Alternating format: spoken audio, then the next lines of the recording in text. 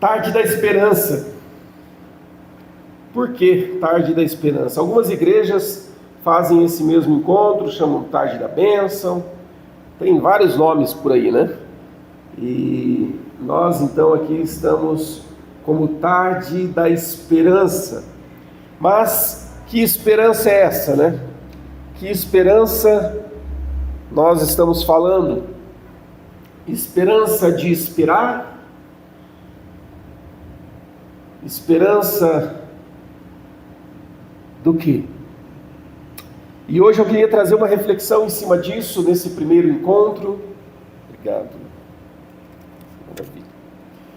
Nesse primeiro encontro, para nós entendermos um pouquinho esse conceito aqui de esperança, que vai muito além de esperar, não é esperança de esperar, né? Mas eu queria que você abrisse a sua Bíblia lá em Romanos, sua Bíblia, o seu aplicativo, como queiram. Romanos, no capítulo 15.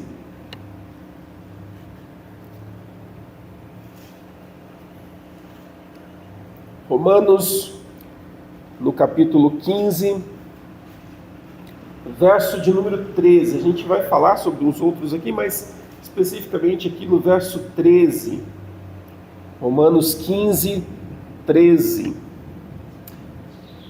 Diz assim: e o Deus da esperança encha vocês de toda alegria e paz na fé que vocês têm, para que sejam ricos de esperança no poder do Espírito Santo.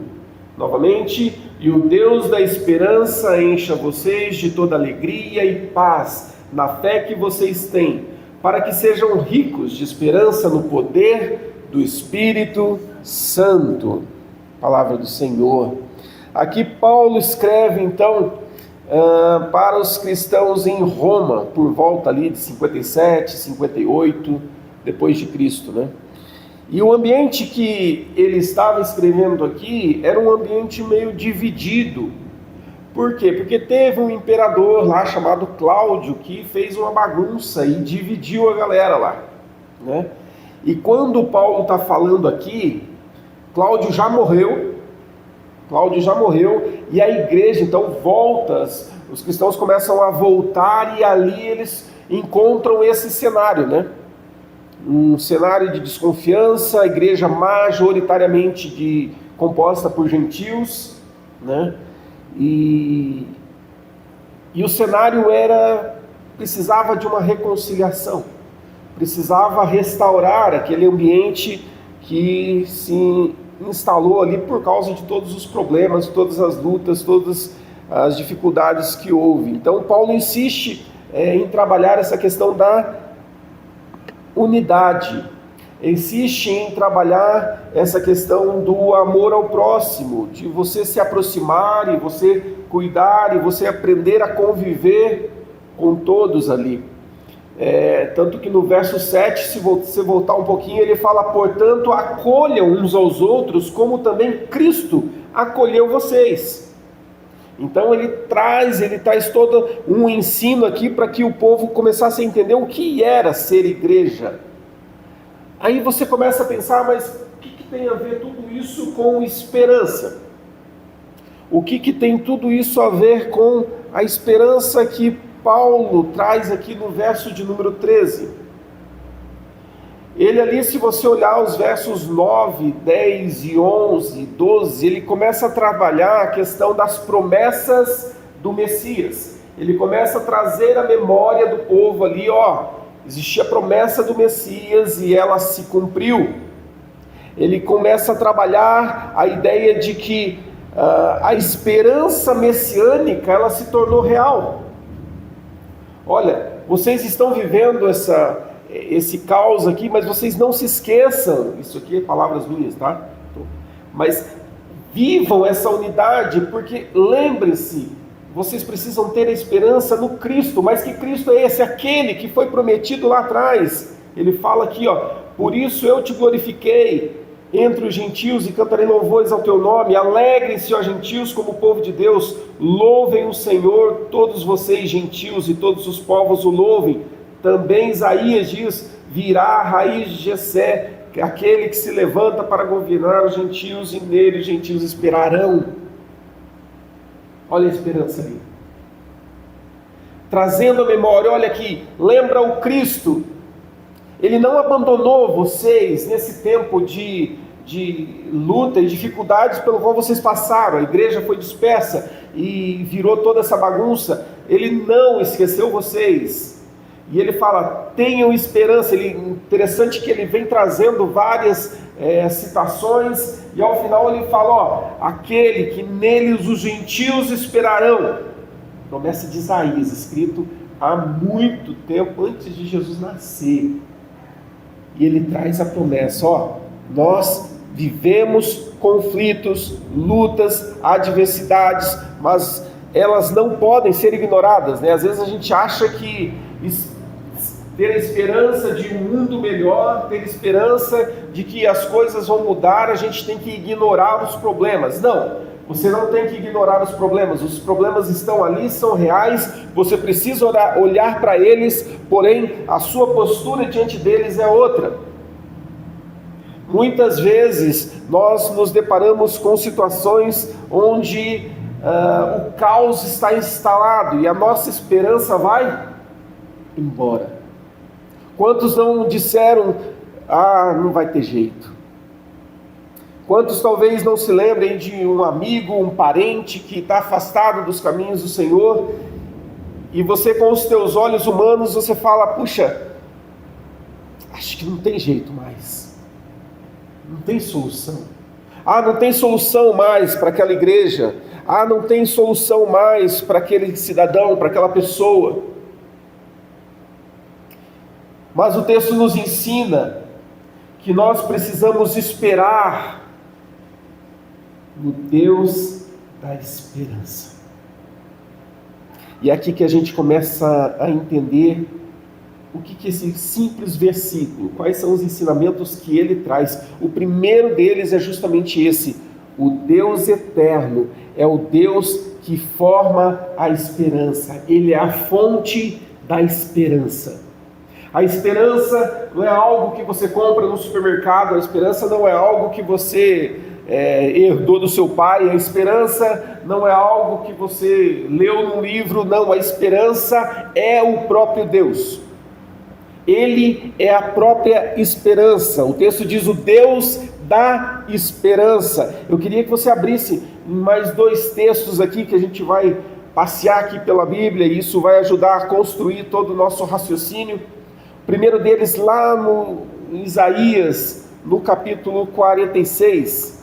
Isaías 46. Diz no verso de número 10, Isaías 46, 10.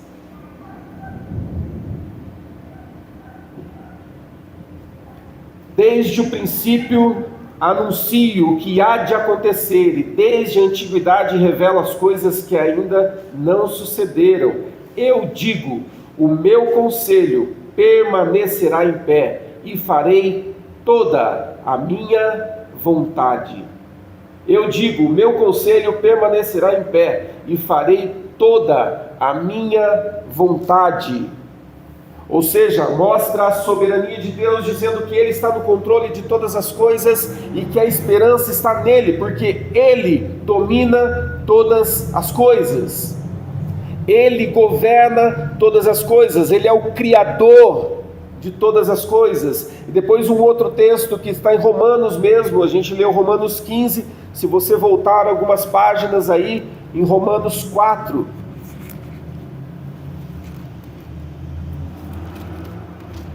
Romanos 4, versos 18, ali a partir do verso 18, é um texto bem conhecido, que diz: Abraão, esperando contra a esperança, creu para vir a ser pai de muitas nações, segundo lhe havia sido dito, assim será a sua descendência. E sem enfraquecer na fé, levou em conta o seu próprio corpo já amortecido, tendo ele quase 100 anos, e a esterilidade do ventre de Sara. Não duvidou por incredulidade da promessa de Deus, mas pela fé se fortaleceu, dando glória a Deus, estando plenamente convicto de que Deus era poderoso para cumprir o que havia prometido. Abraão, a gente conhece a história, já idoso, ele recebe a promessa de que seria pai de muitas nações. Sara estéril, então não podia ser um cenário pior, né? Para pai de muitas nações. Mas aqui o texto fala que Abraão creu contra a esperança, contra a sua própria esperança, contra uma esperança humana, e pela fé ele creu que Deus poderia fazer aquilo que prometeu. Simples assim. Ele olhou todo o cenário, ele viu tudo o que acontecia, ele viu que não existia possibilidade nenhuma daquilo acontecer humanamente falando, mas ele creu contra a sua própria esperança. É como se ele dissesse: Senhor, enfim, não sei se vai rolar, mas na tua palavra eu creio. Se o Senhor falou, eu creio. Se o Senhor prometeu, o Senhor pode fazer. No Senhor a gente pode ter a certeza. No Senhor nós temos o sim e o não. E é isso que precisa nos fortalecer. Um outro texto está em Hebreus, só um pouco para frente ali, Hebreus no capítulo 6. Hebreus 6, a partir do verso 9 ali. Quanto a vocês, meus amados, ainda que falemos dessa maneira, estamos certos de que coisas melhores os esperam, coisas relacionadas com a salvação, porque Deus não é injusto para se esquecer do trabalho que vocês fizeram e do amor que mostraram para com o seu nome, pois vocês serviram e ainda estão servindo aos santos. Até o 12. Desejamos que cada um de vocês continue mostrando até o fim o mesmo empenho para a plena certeza da esperança, para que não se tornem preguiçosos, mas imitadores daquele que pela fé e pela paciência herdaram as promessas. Aqui até o 12, depois você pula para o verso 19. Temos esta esperança por âncora da alma, segura e firme, que entra no santuário que fica atrás do véu. Aqui ele traz essa ideia de que nós precisamos crer e acreditar e confiar no Senhor como uma esperança que está ancorada. E aqui é bem interessante porque duas ilustrações, né? A gente pode ter uma esperança como um balão de ar, uma bexiga, um balão de ar. Você enche, ela tem vários tamanhos, ela cresce, você sopra e ela vai longe. Quando você solta, ela vai longe. Mas ela é muito frágil. Num leve toque ela estoura, num leve toque ela se rompe. Quando ela chega em determinada altura da atmosfera, ela vai estourar, ela não vai aguentar a pressão, ela vai estourar. Mas ela foi longe. E a nossa esperança pode se comparar com um balão de ar. Nós temos uma esperança gigante, nossa mente vai longe. Mas eu creio que essa igreja aqui vai ter 1000 membros, nem cabe 1000 membros aqui, vai ter 1000 membros aqui, não sei o quê, e a gente viaja e a gente tem aquela... Legal, mas a nossa esperança está como um balão de ar. Num primeiro probleminha que surgiu na vida da igreja, pum, estourou. E daí o que acontece? Não vai dar certo não. De fato, as promessas do Senhor para nós, acho que não é bem para nós, não. Deve ser lá para outra igreja, para outra cidade, para nós aqui não. Uma fé, uma esperança como num balão de ar. E aqui ele fala de uma âncora, e é essa a nossa esperança. Nossa esperança ela tem que estar como uma âncora no mar. Qual o significado da âncora, né? A âncora, o que ela faz? Ela segura o barco em determinado lugar. Você solta ali, ele não vai nem para lá nem para cá, porque ele está ancorado. E a âncora traz essa ideia de algo firme, algo que está firmado. Eu gosto muito do slogan da MPC, que é a Mocidade para Cristo, né? Lá de Belo Horizonte. E o slogan deles é: ao compasso dos tempos, mas ancorado na rocha. Ou seja, nós andamos ao compasso dos tempos. As coisas vão se atualizando, as coisas vão ganhando forma. Quem diria que hoje a gente, no WhatsApp, você consegue conversar com pessoas de qualquer lugar do mundo. Enfim, ao compasso dos tempos eu vou avançando e eu vou usando dos recursos que vão surgindo. Mas eu estou ancorado na rocha. E justamente essa âncora no mar é que a nossa esperança precisa estar. Porque senão tudo perde o sentido, tudo perde a razão. Você fala: cara, onde está a minha fé? Se a minha fé está firmada numa pessoa, a partir do momento que eu perco aquela pessoa, minha fé foi para o espaço. Se a minha esperança está nessa vida, inclusive a palavra de Deus diz, né? Se a nossa esperança estiver nessa vida aqui, nós somos o povo mais infeliz da terra. Se a nossa esperança está nessa vida aqui, se a tua esperança está no seu trabalho, se a tua esperança está no seu casamento, se a tua esperança está no seu melhor amigo, se a tua esperança está em você mesmo, você é a pessoa mais infeliz dessa terra. Porque num primeiro problema, numa primeira dificuldade, tudo vai ruir. Tudo vai ruir. Se a minha esperança está no meu trabalho, quando eu perco o meu trabalho, o que acontece? Lá se foi. Eu me lembro que eu vivi um relacionamento muito tempo atrás, quando eu era solteiro, e só que era um namoro totalmente fora dos padrões de Deus. E eu colocava toda a minha esperança na garota. E eu tinha projetos, e eu começava a projetar coisas novas. Eu cheguei a comprar jogo de quarto, tal, só que os valores estavam errados. Eu estava vivendo uma vida que não era aquilo que o Senhor precisava de mim. E daí o que Deus faz? Eu preguei esses dias, né, falei a respeito da poda do Senhor, né? Ele nos poda para que a gente dê mais fruto.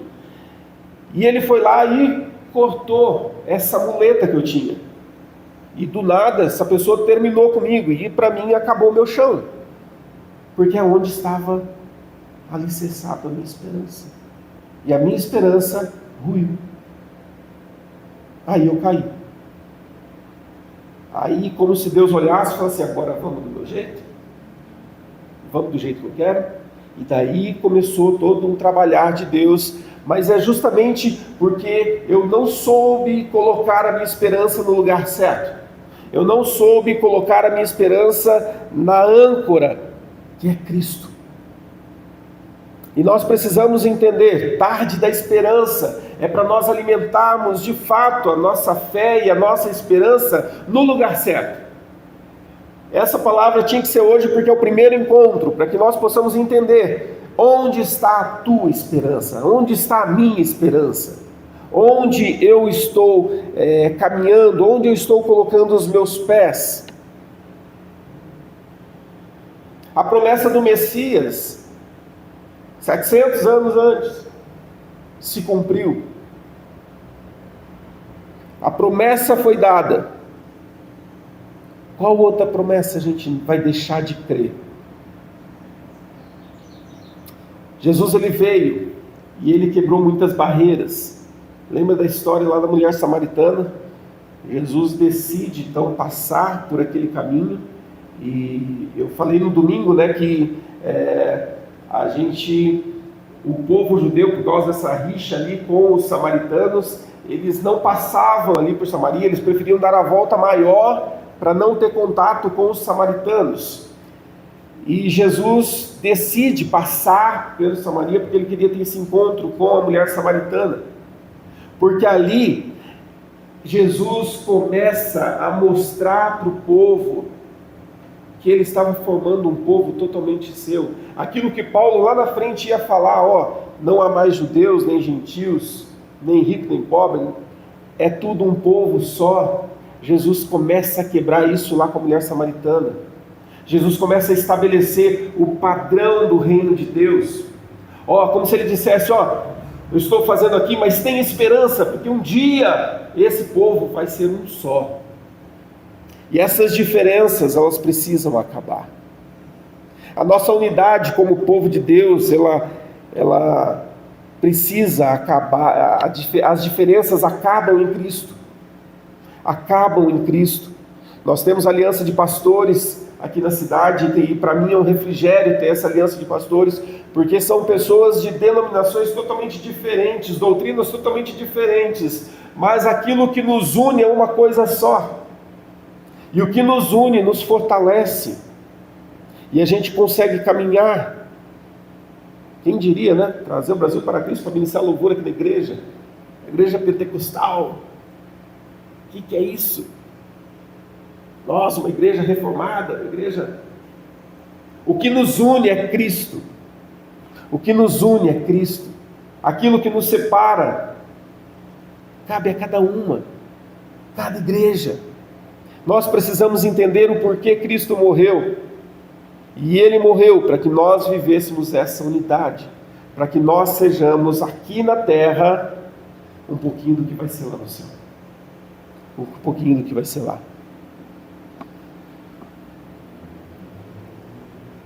O texto diz: vos encha de alegria e paz. Os frutos da esperança, eles promovem paz. Paulo na prisão, quando ele está com Silas, ele é açoitado injustamente, ele é preso injustamente, e ele vai para a cadeia louvando ao Senhor. Depois a gente conhece a história, né? As paredes se romperam, enfim, tudo para que o carcereiro tivesse um encontro com Jesus, ele e toda a sua família fosse salva. Mas a cena de Paulo e Silas louvando a Deus no meio do caos é para nos dizer assim, eu tenho esperança. É para nos dizer assim, o fruto dessa minha esperança é a paz que eu vou gerar aqui dentro. Então a nossa esperança no Senhor precisa gerar paz no teu meio ambiente. Tem uns cristãos, entre aspas, que promovem discórdia, promovem divisão, promovem briga, mas a esperança em Cristo promove paz. E nós precisamos ser e eu estou falando, e tudo que eu estou falando aqui está só nesse versículo aqui, no verso 13. Promove paz, e vos encha de alegria e paz. A alegria e a paz, ela não depende das circunstâncias. A sua esperança independe das circunstâncias. Você pode estar vivendo um tempo muito bom, como você pode estar vivendo um tempo de lutas. Mas e aí? Eu me lembro de um pastor que eu tive, que ele chegou e falou: Éder, se todo mundo te abandonar, inclusive sua esposa, se todos te abandonarem, você vai continuar servindo a Deus? Se todo mundo virar as costas para você, você vai continuar servindo a Deus? Isso mexe com a gente, porque você fala, puxa, para viver isso eu preciso estar com a minha esperança firmada no lugar certo. Eu preciso estar com a minha esperança realmente em Cristo Jesus, porque é Ele que vai me dizer onde eu devo estar, o que eu devo fazer, e eu vou promover, por mais que me ataquem, por mais que me firam. O Senhor é o meu justo juiz. Ele é aquele que me guarda. Ele é aquele que me sustenta. Ele é aquele que faz nova todas as coisas. Cristo uniu judeus e gentios. Hoje, Ele une pessoas diferentes. Hoje, Ele une pessoas que têm opiniões diferentes. Mas Cristo vem para unir. E a esperança nele promove essa paz, que vai gerar unidade, que vai fazer com que a igreja cresça. Quem você tem evitado?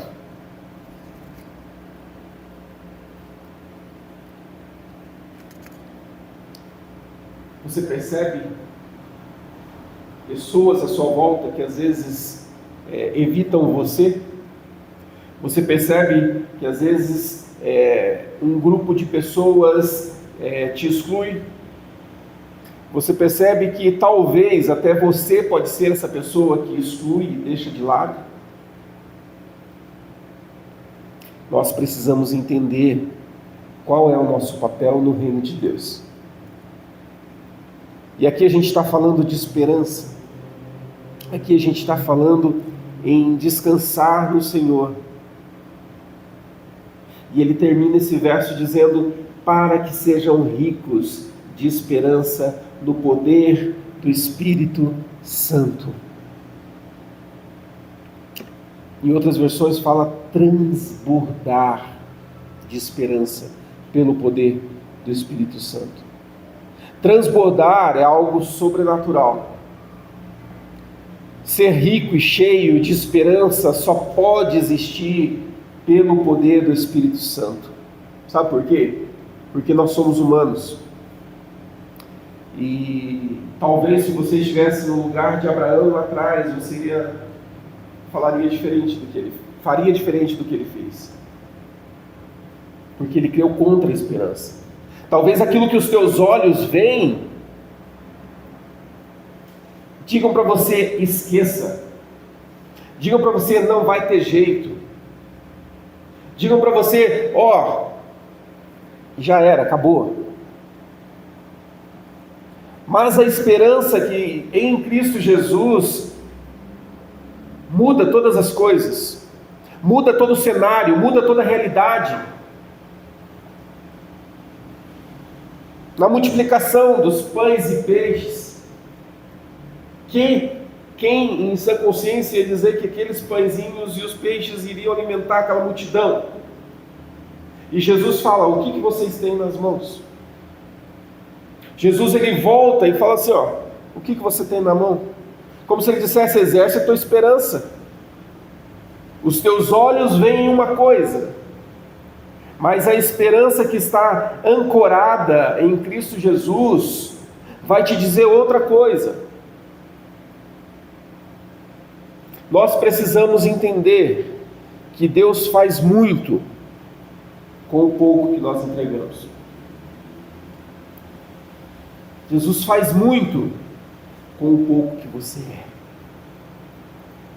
Às vezes nós queremos ser super preparados para fazer a obra de Deus. Às vezes a gente quer, algumas pessoas falam assim: está enrolando para casar, né? Não, eu quero casar quando eu tiver. E quer ter uma condição perfeita para daí casar. Não vai casar nunca, porque a condição perfeita não vai chegar. Estou mais de 20 anos casado, não chegou ainda. A gente precisa entender que a nossa esperança não está nas coisas, a nossa esperança está no Senhor. E eu quero ser rico, transbordante na esperança. Sabe o que é transbordar? Esse copo já não está mais cheio, mas é quando você enche esse copo aqui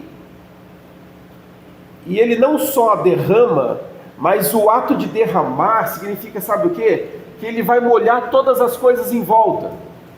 Então, quando a gente fala de transbordar no reino de Deus, é nós transbordarmos ao ponto de atingir todo mundo que está em volta. Então, a minha esperança em Jesus, ela é tão grande, que eu vou transbordar dessa esperança e vai alcançar a Dona Laura. E ela vai falar assim: puxa, eu quero crer como ele. Eu me lembro quando Pedro, ali atrás, ele estava na UTI, recém-nascido, os médicos falaram: não tem nada o que fazer. Não tem, fizemos tudo. Como se dissesse: já era. E eu falei: uau, e agora? Crer contra a esperança. Crer contra a esperança. Senhor, e eu já não tinha mais fé. Eu já não conseguia acreditar, mas as pessoas à minha volta, elas estavam transbordando de esperança, transbordando na fé, e esse transbordar delas me atingiu, ao ponto de eu chegar para Deus: Deus, eu creio com a fé do meu irmão aqui, eu quero crer junto com o meu irmão aqui, as minhas forças já foram, já não tenho mais, meu chão ruiu, mas o meu irmão está crendo, eu quero crer com ele. Isso é transbordar. Quando a sua fé, a sua esperança, isso jorra de você e começa a atingir as pessoas à sua volta, e muitas delas que não têm essa mesma fé, não têm essa mesma esperança. Isso é transbordar. O transbordar não é só para dizer assim, nossa, olha como você está cheio. Não, esse aí é orgulho. Você chegar e falar, olha como eu estou cheio de Deus. Viu, dona Marta? Inveja. O transbordar é para que você atinja as outras pessoas, derrame a ponto de alcançar as pessoas e elas serem tomadas por esse ambiente e falar, Senhor, eu quero viver isso. Eu quero viver exatamente isso. Eu não quero olhar mais as circunstâncias, eu não quero mais olhar com os meus olhos, eu não quero olhar para os bancos e ver bancos vazios, mas eu quero olhar com os olhos da fé, crendo na esperança, e a minha esperança é Cristo. Ele é a esperança. É nisso que nós precisamos crer, e ele fala aqui que para nós sermos transbordantes, para que nós sejamos cheios, para que nós sejamos ricos em esperança, precisamos do poder do Espírito Santo. Precisamos da ação do Espírito Santo em nós. Devemos orar, Senhor, aumenta a minha fé, Senhor, aumenta a minha esperança, Senhor, aumenta, faça com que eu transborde, porque somente quando o Teu Espírito Santo agir na minha vida, isso vai se tornar real. Isso vai se tornar real. Imagina as suas lutas, imagina as batalhas que você enfrenta. Cada um aqui tem a sua batalha, eu tenho as minhas batalhas. Olha para elas agora. E veja se você tem olhado para essas batalhas com os teus olhos ou com os olhos de Deus, com a tua esperança ou com a esperança que vem do Senhor. Talvez a gente está olhando com os nossos olhos, e de fato, se você olhar com os teus olhos, você não vai chegar a lugar algum. Nós precisamos, Senhor, me encha, enche-me, Senhor. Eu quero ser cheio para que eu possa transbordar, Senhor. Esperança em Cristo Jesus é isso. Quando eu digo que Ele é esperança, eu estou dizendo que Ele é a fonte inesgotável. Ele é a fonte inesgotável. Ele não é apenas o doador de esperança, mas Ele é a esperança. E lembra quando a gente lê na palavra de Deus que a gente precisa ser achado nele? O ser achado nele, o que é? É estarmos tão íntimos com o Senhor, que as pessoas olham para você, elas veem Jesus, não veem você. As suas atitudes não mostram quem você é, mostram quem é Jesus em você.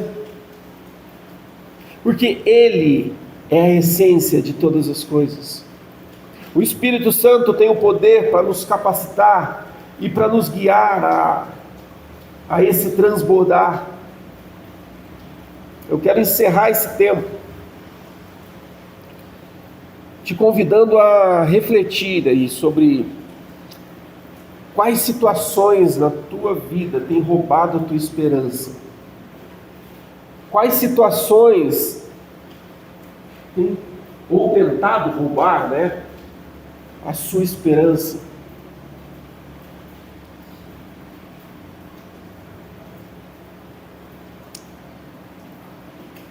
O Senhor Jesus, Ele tem planos para as nossas vidas. E Ele quer construir em nós aquilo que Ele quer fazer. Às vezes a gente acha que a gente busca a Deus para que Ele...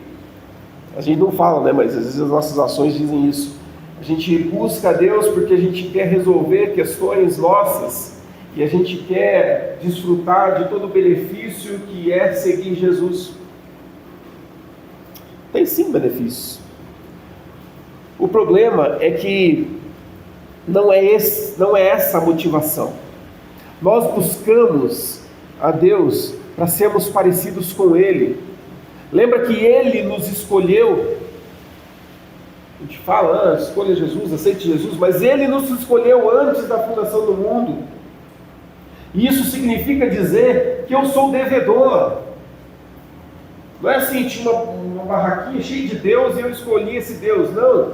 Ele te escolheu porque Ele se importou e Ele amou você. Ele te amou. E Ele te escolheu, sabe para quê? Para escrever a história que Ele está escrevendo lá. Tem situações que não sou eu que vou fazer, mas é você. Porque o Senhor quer escrever a história através da tua vida. Cantamos, a gente teve uma música no domingo, né? Que nós somos os pés e as mãos de Jesus. Somos os teus pés. Nós somos aqueles que o Senhor vai usar para alcançar as outras pessoas que Ele escolheu. Você sabe quem são os escolhidos do Senhor? Você tem que falar. Você tem que levar o Evangelho, porque o Evangelho é o poder de Deus para todo aquele que crê. Então nós precisamos falar, nós precisamos testemunhar, nós precisamos mostrar Jesus para as pessoas, e Ele vai nos usar, porque senão Jesus poderia, ao momento que você se convertesse, Ele poderia levar você para o céu, ponto, acabou. Seria mais fácil, não seria?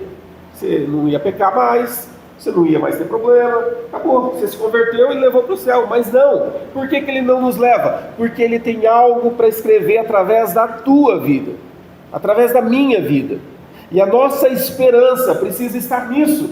Senhor, se eu estou aqui, é porque o Senhor tem algo para fazer através da minha vida. Eu estou aqui, eis-me aqui. O que o Senhor tem? O que o Senhor quer com tudo isso? O que o Senhor quer fazer? E obviamente, o inimigo, ele se levanta porque ele quer travar. Paulo fala que em algumas cartas que ele queria estar em determinado local, mas ele não podia, por quê? O diabo travou ele lá. Então, o diabo, ele não tem poder para anular aquilo que Deus quer fazer na tua vida, mas ele pode travar, fazer você ficar patinando ali, sabe? E nós precisamos nos posicionar com esperança no Senhor. Falar: Senhor, eu quero fazer a tua vontade, eu quero crer naquilo que o Senhor diz que eu sou, eu quero crer nas promessas do Senhor. Olha que interessante, eu coloquei algumas promessas de Deus aqui, e a gente tem um esquecimento, sei lá se proposital, mas a gente se esquece das promessas de Deus, e a gente leu que Ele prometeu, Ele vai cumprir. Então, se Ele prometeu, a gente vê em João 3,16, né? Nele a gente encontra a nossa salvação, é promessa. E o Espírito Santo como nosso ajudador, em João 14,26. A presença dele, né? Ele vai estar com vocês todos os dias. São promessas. E às vezes a gente se esquece disso, a gente passa pelo turbilhão e a gente perde a esperança.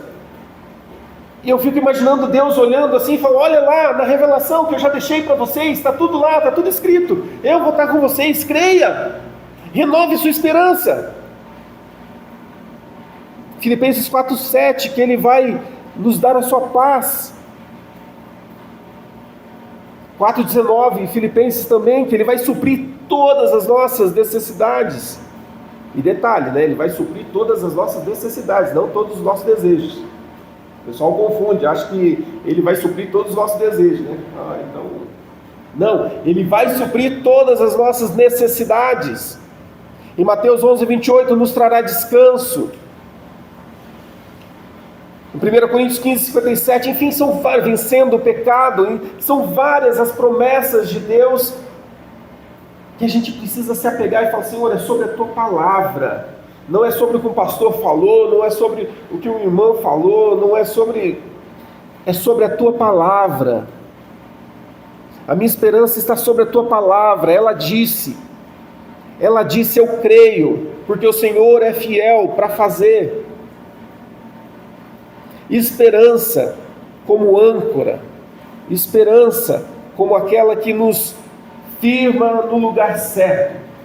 Não importam as circunstâncias, não importa aquilo que você está vivendo ou aquilo que você vai viver, não importa se a tua fé e a tua esperança estiverem no lugar certo.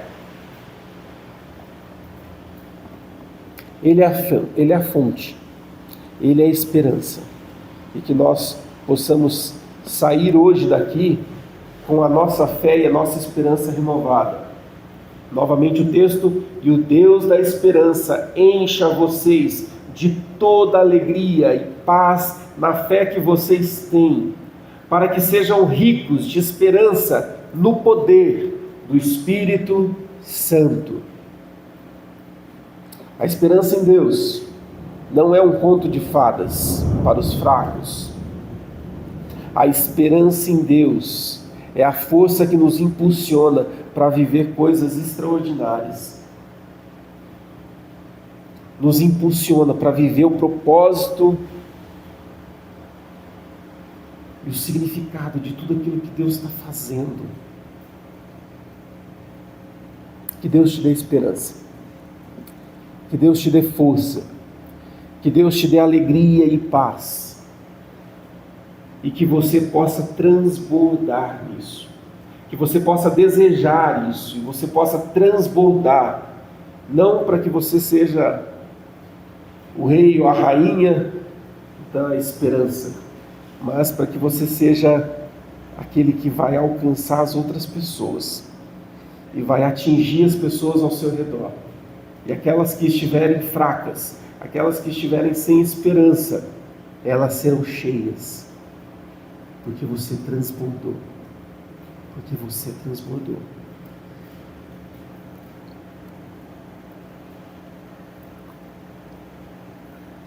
Coloque-se de pé. Deixa eu colocar uma música ali, para a gente ter esse tempo de oração agora.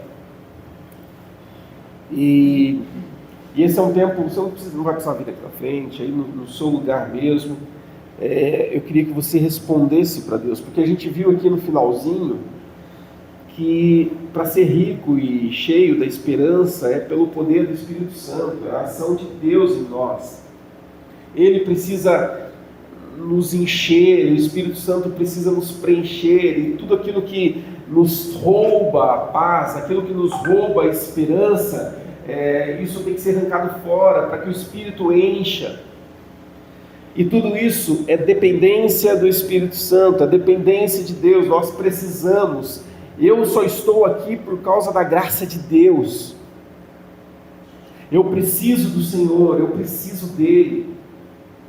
E essa canção fala disso. Então, enquanto estiver tocando essa canção, você pode fechar os seus olhos, você pode falar com Deus e, quem sabe, clamar ao Senhor: Senhor, renova a minha esperança. Me faz viver uma esperança nova. Que eu esteja não como um balão de ar cheio de esperança que vai longe, mas que eu seja como uma âncora alicerçada no lugar certo, que é Cristo Jesus. Então, feche os teus olhos e deixe o Espírito Santo ministrar a tua vida. E esse é o seu tempo com Deus. É o seu tempo com Deus.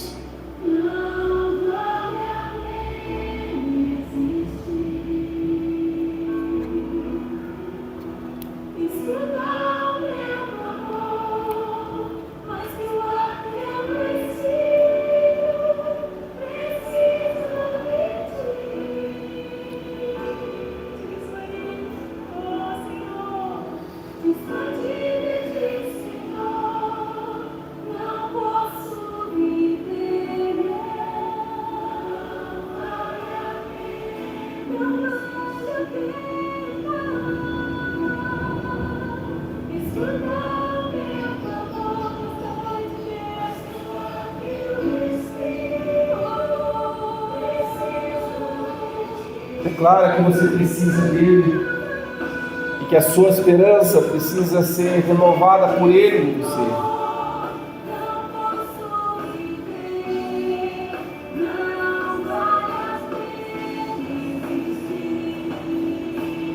Precisamos dele.